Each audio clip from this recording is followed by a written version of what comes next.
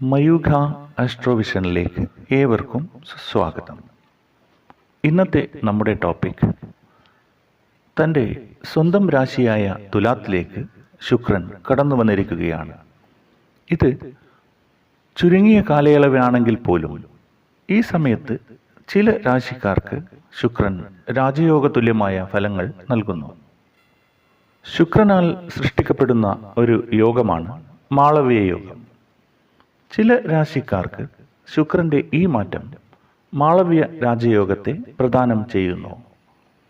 ആഡംബരത്തിൻ്റെയും ഭൗതിക സുഖങ്ങളുടെയും ദാമ്പത്യ സൗഖ്യത്തിൻ്റെയും കലാപരമായ കഴിവിൻ്റെയും ധനസമ്പാദനത്തിൻ്റെയും കാരണഭൂതനായാണ് ശുക്രനെ ജ്യോതിഷത്തിൽ കണക്കാക്കി വരുന്നത്.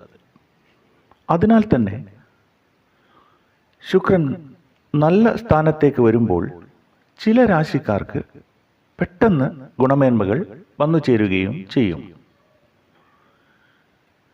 ഇപ്പോൾ ശുക്രൻ സ്വന്തം രാശിയായ തുലാത്തിലേക്ക് പ്രവേശിച്ചിരിക്കുകയാണ്.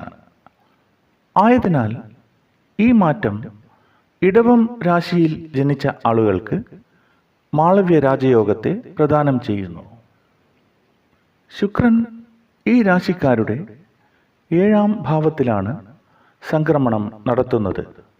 ഇവർക്ക് ഈ സമയത്ത് സാമ്പത്തിക സ്ഥിതി വളരെ മെച്ചപ്പെടുന്നതാണ്. പങ്കാളിയോടൊത്തുള്ള ജീവിതം സന്തോഷപൂർണമായിരിക്കും. ഈ കാലയളവിൽ ഇവരുടെ വ്യക്തിത്വവും കൂടുതൽ ആകർഷകമായി തീരും. അവിവാഹിതരായ ആളുകൾക്ക് നല്ല വിവാഹാലോചനകൾ വന്നു ചേരുകയും ചെയ്യുന്നതാണ്. പൊതുവെ ഈ കാലയളവിൽ ജീവിതം സന്തോഷപൂർണമായിരിക്കും. അടുത്തതായി ധനുരാശിക്കാർക്ക് 11ാം ഭാവത്തിൽ കടന്നു വന്നിരിക്കുന്ന ശുക്രൻ മാളവ്യ യോഗത്തെ പ്രദാനം ചെയ്യുന്നു.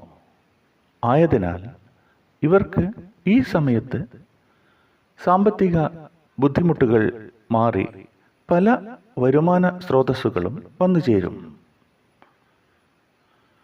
സാമ്പത്തിക സ്ഥിതി വളരെയധികം മെച്ചപ്പെടും. പല വഴികളിൽ നിന്നായി ധനലാഭം വന്നു ചേരും. അതുപോലെ നിക്ഷേപങ്ങളിൽ നിന്നും കൂടുതൽ ലാഭം തേടിയെത്തുന്നതാണ്.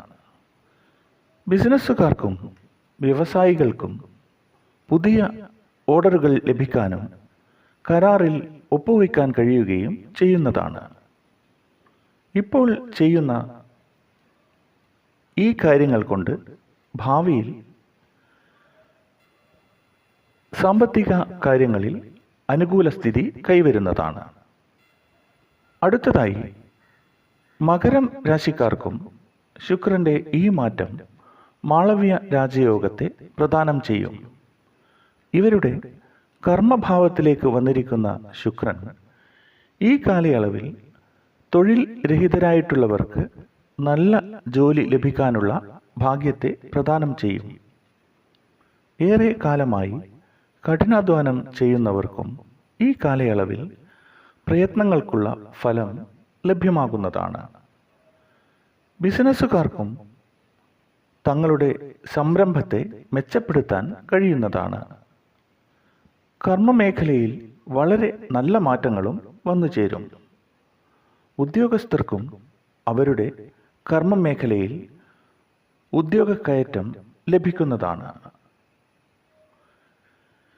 ഈ 3 രാശിക്കാരും മഹാലക്ഷ്മിയെ നിത്യം ഭജിക്കുന്നത് ശുക്രന്റെ കടാക്ഷം വർദ്ധിപ്പിക്കുന്നത് തുല്യമാണ്. ഇന്നത്തെ ടോപ്പിക് ഇവിടെ പൂർണ്ണമാകുന്നു. ശുഭം.